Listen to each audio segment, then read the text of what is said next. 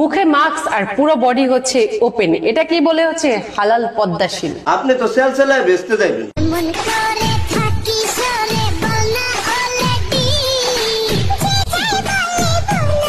আর এই মাস্ক পরা আপার উপরে অনেকেই হচ্ছে ক্রাশ। কি বলেন? যারা হচ্ছে ক্রাশ যখন দেখতে পারবে তার আসল চেহারাটা, তখন খেয়ে যাবে তারা বড় একটা বাস।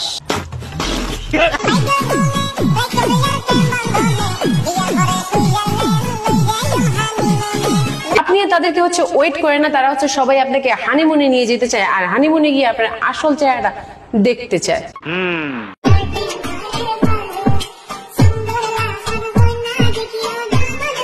বলেছি আপামনি, আপনি একজন পরী, কিন্তু সবাই দেখতে চায় এই পরীর আসল চেহারাটা। আপনি কি সত্যি সত্যি পরী নাকি হিরো আলমের একজন নায়িকা? এটা একটা সুন্দর প্রশ্ন আপনার, আসলে খুব টেকনিক্যাল প্রশ্ন।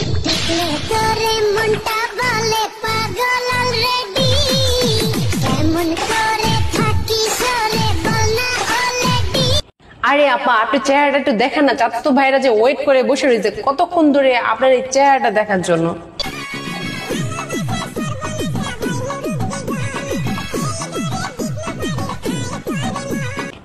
আরে আপা, আপনাকে বললাম যে একটু চেহারাটা দেখেন। তুই ধৈর্য ধর। মানে সে হচ্ছে পুরো ফুল বডি দেখাতে রাজি আছে, বাট তার চেহারা দেখাতে রাজি নেই। কিন্তু আমরা সেটাই তো দেখতে চাই, কি আছে, কি রহস্য আছে তার মধ্যে। হ্যাঁ,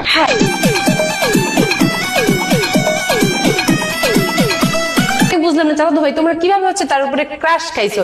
কি দেখে ক্রাশ খাইছো জানি না। আর হচ্ছে ওয়েট করে না চাচাতো ভাইদের, ওরা হচ্ছে অনেকক্ষণ ধরে বসে রয়েছে, আর আমরাও বসে রয়েছি। আর গণিত পাবলিক আপনার ফেস দেখার জন্য বসে রয়েছে।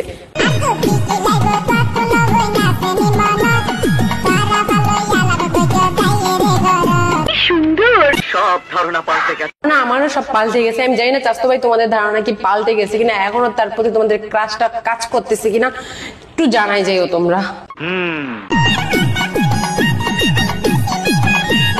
কিছু প্রভাত আছে, চকচক করলে শোনা হয় না, তো অনেক কিছুই হচ্ছে মিন করে ফেলে। বাট তোমরা তোমাদের ক্রাশটাকে উঠাই নিও না।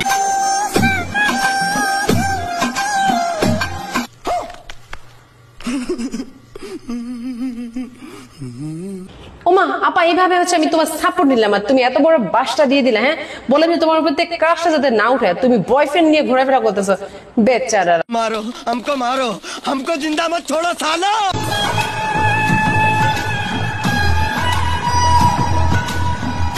এখন তো শিক্ষা হয়ে গেছে। এক নাম্বার তোমরা হচ্ছে ফেস না দেখে ক্রাশ খেয়েছো, বডি দেখে। আর দ্বিতীয় নাম্বার হচ্ছে তোমরা জানোই না তার বয়ফ্রেন্ড আছে কি নাই, তাও হচ্ছে জেনে না জেনে তোমরা হচ্ছে ক্রাশ খেয়ে বসে রয়েছে। এখন দিল টুট গায়ে, কিডনি টুট গায়ে, এখন হচ্ছে আমরা কি করব জানি না।